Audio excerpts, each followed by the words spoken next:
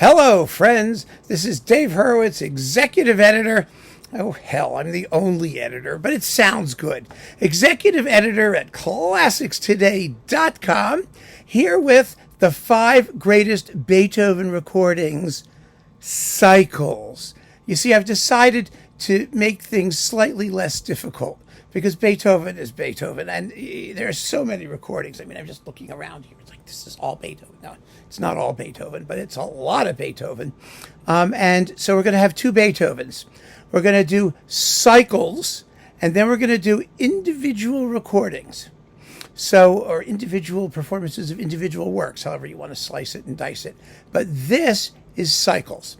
Cycles meaning complete sets of works. And Beethoven offers some wonderful possibilities for cycles. You can do, are you ready?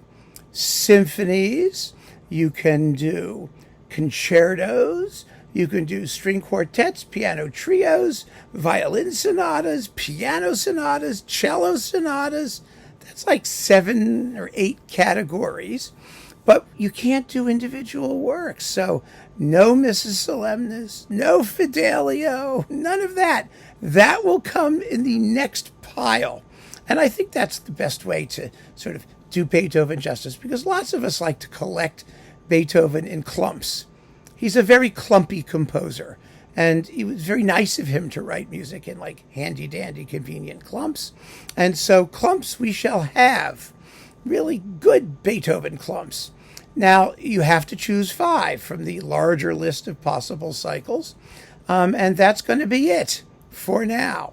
And then eventually we will get to individual recordings where you can fill in the gaps and put in all of those other pieces that you may or may not have. You ready? So here we go. Symphonies. Okay, George Szell, Sony Classical. What can I tell you? I really thought about this very hard, actually, because, I do get criticism from people who say, you only talk about, like, dead artists and whatnot. Well, there's a reason for that. And we've discussed the reason for that in many videos. But if you know the discography, and the discography is a historical record of great performances going back decades and decades and decades, more than half a century, almost 3/4 of a century, even in stereo, then you're going to wind up talking about dead people. And that's fine with me. I really don't care whether artists are alive or dead, as long as they're great. That's what we want, greatness. And Szell and Cleveland is greatness. It's taken a while for that to filter through. It's actually interesting because, Szell's own recordings were released on the Sony, or actually in those days, Columbia, mid-price label, Epic. And the bigger the name, the more grandiose the name, the cheaper the price. That's how it worked in those days. It was Epic. And Decca had Jubilee. They called all these things like super magnificent, and they gave them away for pennies. That made a lot of sense, didn't it? So, yeah. So they were great, but they were competing with better selling people with like Ormandy and Bernstein, only on Sony. And then you had RCA, and you had all the other labels. Okay.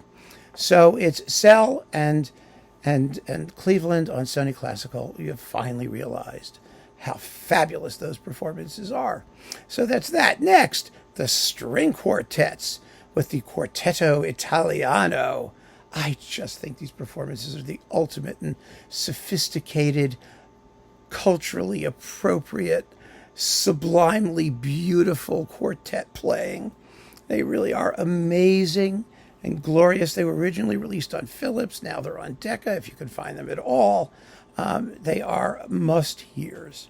They're really, really astounding. And they're good throughout all 3 periods of quartets, the earlies, the middles, and the lates. They all have their virtues. The early ones are just the epitome of classical poise.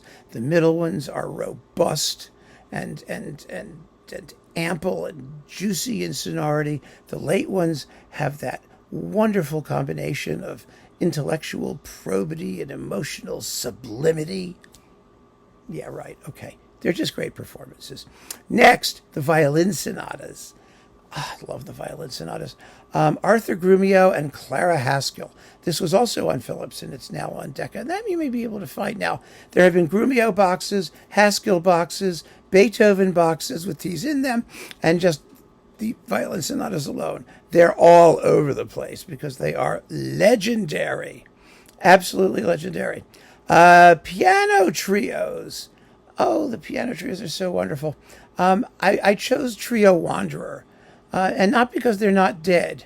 They are an absolutely fabulous. There's some fabulous piano trios out there. I mean, just amazing. And one of the things about chamber music, the chamber music performances, is the standards today are so high, and some of the performances are just glorious. I mean, there's nothing unlike conductors, for example.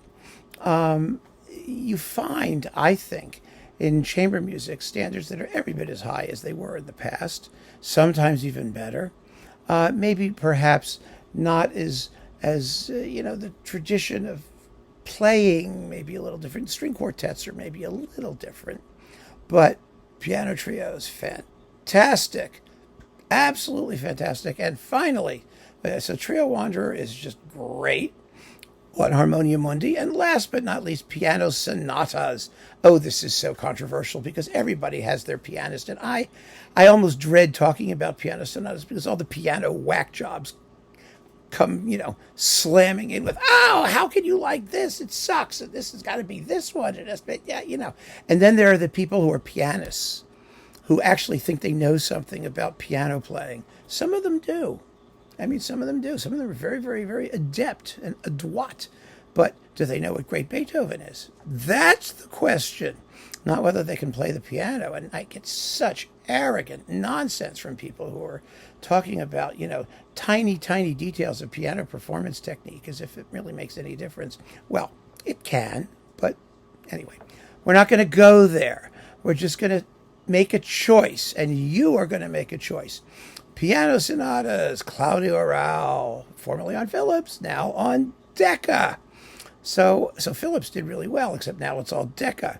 Now Claudio Arrau is just one of the great pianists who ever lived, and his complete Beethoven sonata cycle on Philips is absolutely extraordinary. Some people will find it too slow and too heavy, and I get that. That's an acceptable criticism, but for completely realizing his intentions and projecting a vision of that body of work that has individuality and personality and smarts and virtuosity, and he's really very, very, very tough to beat. But there are piano sonata cycles that sound light years different, and that's what makes this all so interesting. So Claudio Arrau is my pick, and there you have it, the 5 greatest Beethoven recordings. Now, I want to make one other point in my nanny scolding sort of way. Give me your list. Do not criticize other people's lists. Do not comment about other people's lists. The whole idea is just to give a list. If you don't have a list, shut up. Don't comment. If you do have a list, give your list. Very simple. Very, very, very simple. Let's see how many people follow this instruction. This very, very simple, primal set of instructions, and get it right. You won't see the ones who don't. They'll be deleted as quickly as I can possibly manage it. So keep on listening, friends. Thanks so much for joining me. Take care.